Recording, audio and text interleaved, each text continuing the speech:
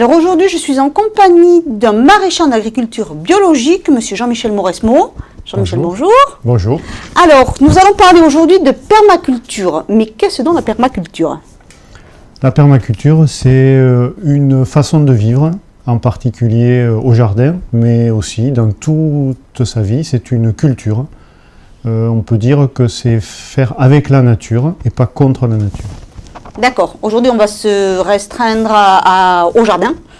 Et vous allez d'abord nous expliquer la différence qu'il peut y avoir entre la permaculture, qui n'est pas encore très connue, et le bio, l'agriculture biologique. L'agriculture biologique répond à un cahier des charges. On peut faire de l'agriculture biologique avec des intrants conventionnels autorisés en bio. C'est-à-dire par exemple, des amendements organiques. Une régulation des animaux qui peuvent gêner l'agriculture avec des pièges à phéromones ou des choses comme ça. Voilà. On peut faire de l'agriculture bio sur des centaines d'hectares. Voilà. Aujourd'hui, la permaculture, c'est plus proche d'une façon de voir le bio en termes de petites structures maraîchères, visant à un commerce local, équitable, en équilibre avec son environnement. Et vous, pourquoi êtes-vous venu à la permaculture en fin de compte? Quel est votre parcours et pourquoi venir à la permaculture? Certaines personnes disent que la permaculture c'est très scientifique. Moi je suis un scientifique, donc ça m'a attiré déjà de premier abord. Ensuite je suis traditionnel. Donc ce qui m'intéresse dans la permaculture, c'est que ça s'inspire et ça s'appuie sur le savoir des anciens. Donc je reproduis un peu les gestes de mon père et de mon grand-père. Voilà. Qu'est-ce qui m'a amené à la permaculture? Eh bien, l'urgence, peut-être aussi. Que passer du salon au terrain, c'est nettement mieux. Voilà. Aujourd'hui, il y a urgence, on le sait tous maintenant. Il y a urgence climatique, mais aussi sociale, économique. Et la permaculture, c'est une bonne nouvelle. Voilà, on est bientôt au 1er novembre, il y a une bonne nouvelle qui est tout sain. Et bien, la permaculture, c'est la bonne nouvelle au jardin, c'est la bonne nouvelle pour la planète. Alors vous nous avez parlé pour l'agriculture biologique de grands hectares, de grandes exploitations. La vôtre, elle n'est pas énorme. Voilà, c'est un tout petit jardin, il fait 800 mètres carrés. Et sur ces 800 mètres carrés, je suis au canon de la permaculture, puisque aujourd'hui la ferme modèle, qui est la ferme du Bec et Loin en Normandie, où Hervé et Perrine Gruyé vivent avec un SMIC horaire bien sûr large, mais un SMIC quand même, sur 1000 mètres carrés. C'est une démonstration qu'ils ont faite au cours des ans, et donc ils dégagent un revenu simplement sur 1000 mètres carrés. Bon, et vous avez décidé de cultiver des espèces ou c'est venu comme ça? Aujourd'hui, la permaculture, elle est très pratique. C'est pas quelque chose d'éthéré, quelque chose de voilà. Ce qu'on a aujourd'hui en objectif, qu'on soit permaculteur, débutant ou chevronné, en fait, c'est de pouvoir se nourrir sa famille, et au-delà de ça, de nourrir 5, 6 copains, d'alimenter un marché local, de pourvoir au nécessaire, et donc avec toutes sortes de fruits et de légumes. Donc plusieurs espèces. Vous avez décidé de nourrir votre famille, mais aussi d'essayer d'avoir un revenu comme la ferme des Loins en Normandie. Comme la ferme du Bec et Loin, voilà. Aujourd'hui, j'ai une production qui m'a permis de remplir l'armoire de conserve, de piperades, d'aubergines, de confitures de figues. Voilà, l'hiver est là, ou pas encore, mais je serai bien outillé. Quand on est permaculteur, on est cuisinier alors? On est très débrouillard, il faut s'adapter. Voilà. Aujourd'hui, faire avec la nature, c'est aussi faire avec la nature humaine.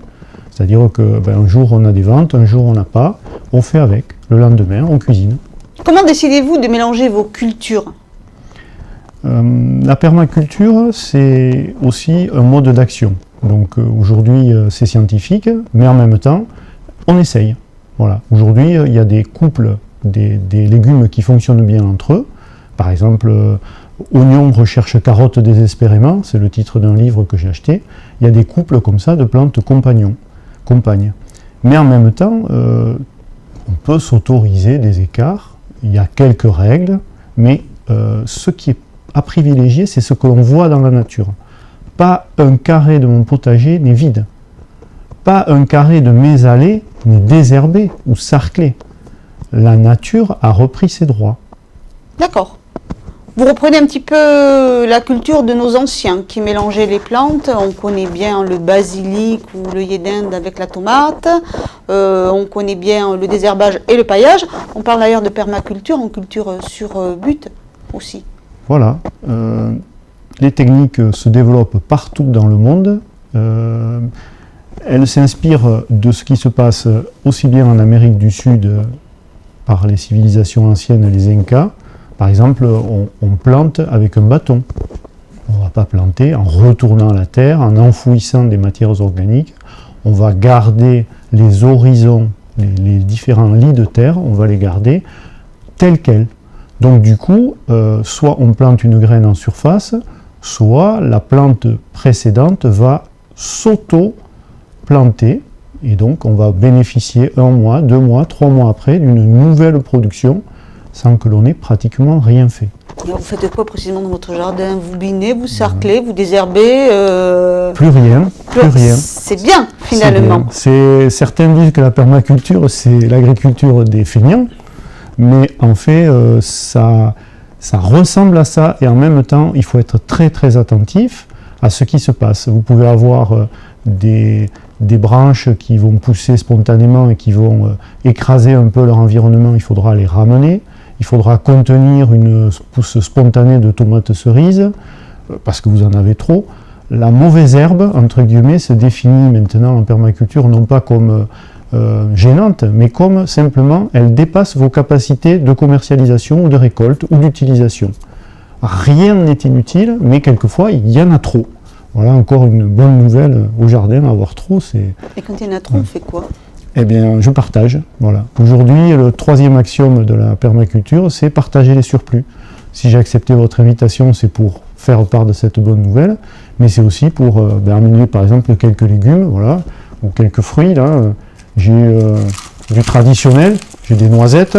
Bon, ça, tout le monde en a, mais les miennes commencent à être conséquentes. C'est mon père qui a planté les noisetiers, donc je suis content de pouvoir en amener. Après, j'ai fait appel à la nature, elle m'a fourni tout cet été des arbouses.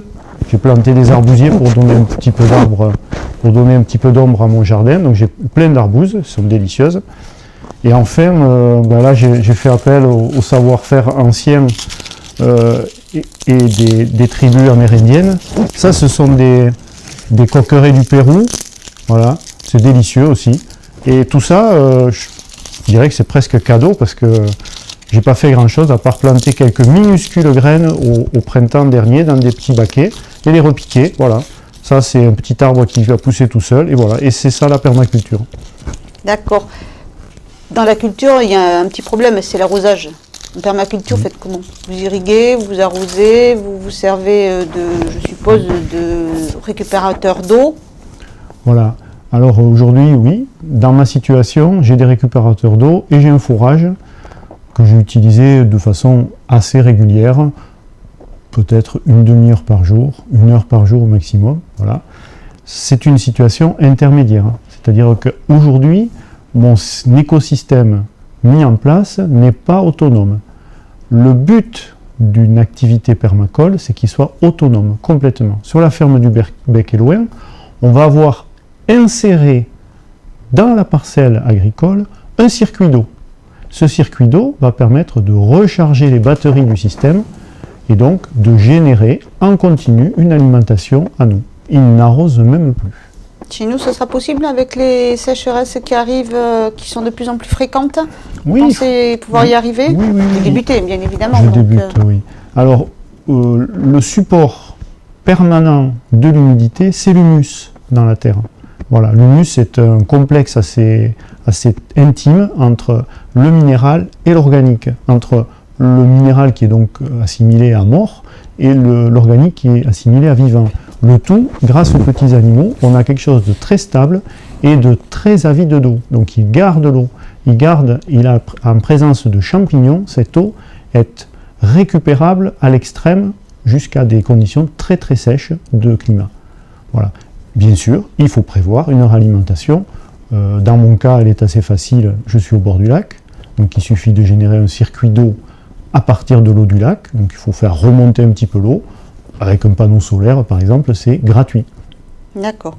Les animaux, ce sont vos alliés, ce sont vos ennemis, il y a des nuisibles. Comment on fait pour traiter les nuisibles quand on est permaculteur? Alors, déjà, on a une philosophie de permaculteur, donc il n'y a pas de nuisibles. Aucun animal n'est nuisible? Non, ils sont juste, encore une fois, trop présents. Donc, quand il y a trop de limaces, je les ramasse, je fais du purin de limaces. Ça fait peur aux autres parce que je répands ce purin sur mes plantes. Et donc, quelque part, les autres limaces fuient, et puis il y en a moins. J'ai beaucoup de rats taupes. Eh bien, à un moment donné, je me dis, c'est vrai qu'ils me mangent quelques poireaux, mais d'un autre côté, ils aèrent la terre. Donc, ce sont des partenaires. Enfin, j'ai des animaux partenaires et actifs, que en positif, j'ai des canards, des colverts, tout simplement, et des jeunes que je fais circuler dans les allées, et eux, ils consomment les nuisibles qui peuvent me gêner. Alors, vous avez démarré il y a à peu près un an. Quel est le bilan de cette année écoulée? Qu'est-ce que vous en faites comme bilan? Alors, ça fait 1 an et demi à peu près. L'an dernier déjà, j'avais constaté que quand on rend la main à la nature, quand on lui laisse faire ce qu'elle veut, c'est fantastique. Donc l'an dernier, j'avais des concombres qui avaient envie de envahir toute la serre. Cette année, j'ai eu, bien sûr, comme tout le monde, des problèmes de sécheresse et tout, mais financièrement, gustativement et humainement, c'est un constat de réussite. Aujourd'hui, j'ai eu des productions qui sont tout à fait saines et normales, que j'ai pu commercialiser sur place, que j'ai pu commercialiser sur un petit marché à Soustron-Plage. Et je remercie d'ailleurs à cette occasion tous les commerçants de cette zone, qui sont vraiment très attentifs au bio et au commerce local. Voilà. Et pour moi, c'est une année pleine, une année vraiment entière, et l'année prochaine, j'espère que ça sera encore mieux. On peut donc dire que la permaculture est un modèle économique viable? Oui, tout à fait. J'attendais la question, est-ce qu'on peut en vivre? Et effectivement, c'est même supplémentaire, on peut déjà vivre. Voilà. On peut, sur ses 2 pieds, on peut arriver à avoir une production, avoir une nourriture saine, à avoir des bonnes relations avec la nature, avec son environnement, avec ses clients. Voilà. Je commence à avoir des visites spontanées de touristes, de gens plus locaux, qui viennent voir un petit peu à quoi ça ressemble et qui prennent un modèle sur ça pour aller un peu au-delà. Et vous, personnellement, vous souhaitez vous développer, créer des emplois à moyen ou long terme, ou rester avec les 800 mètres carrés de terrain, le permaculteur Bon, ben, depuis quelques minutes, on ne peut pas vendre la peau de l'ours, mais peut-être que l'affaire est faite. Donc j'ai 700 mètres carrés de plus à consacrer. C'est parti sous forme d'un verger. Verger, on parle de jardin-forêt. On va imaginer que c'est une culture à l'amérindienne où on a jusqu'à 7 étages de végétation en partant du sol jusqu'à la canopée des arbres. Et tous ces étages peuvent être productifs, soit en espèces comestibles, soit en espèces négociables, du bois, des teintures, etc. Donc voilà, aujourd'hui je pars sur un jardin-forêt, sur 700 mètres carrés de plus, qui nécessitera un coup de main. Et voilà, il y a plein de jeunes qui cherchent, il y a plusieurs personnes qui m'ont visité, et tout à l'heure, je pense avoir fait affaire avec un gars, et voilà, on va faire un peu plus l'année prochaine. Donc ça veut dire, c'est pas un emploi, vous développez. Je me développe. Marche avant, marche avant. Par contre, au niveau du consommateur, est-ce que les consommateurs, pensez-vous qu'à l'heure actuelle, ils soient prêts à ne manger que les légumes de saison, à arrêter de manger des fraises au mois de décembre, à avoir des légumes qui ne soient plus forcément calibrés, qui ne soient plus forcément dans un packaging super attractif, et retrouver le goût du vrai, du simple? Alors oui, il y a un peu de tout le monde. Il y a voilà, on fait avec la nature humaine, donc je peux vous dire, il y a des gens qui n'ont pas fait affaire avec mes légumes et qui ont dit qu'ils ne sont pas jolis. Voilà. Mais au moins, voilà, il y a d'autres commerçants. Il y a d'autres commerçants, ils n'étaient pas prêts. Et par contre, la plupart sont prêts justement à abandonner ce côté joli pour un côté gustatif, pour un côté vrai, pour un côté frais aussi. Voilà. Aujourd'hui, je fais un tabac, mais un tabac uniquement gustatif, parce qu'économiquement c'est léger, avec les aromatiques. Donc persil, basilic, plein de condiments comme ça qui font vraiment la différence sur un marché. C'est du frais, on fait sa cuisine en rentrant, on fait sa petite assiette, on fait sa petite salade, et tout ça, ça a du goût. Mais ça donne bien envie, Monsieur Mauresmo, merci.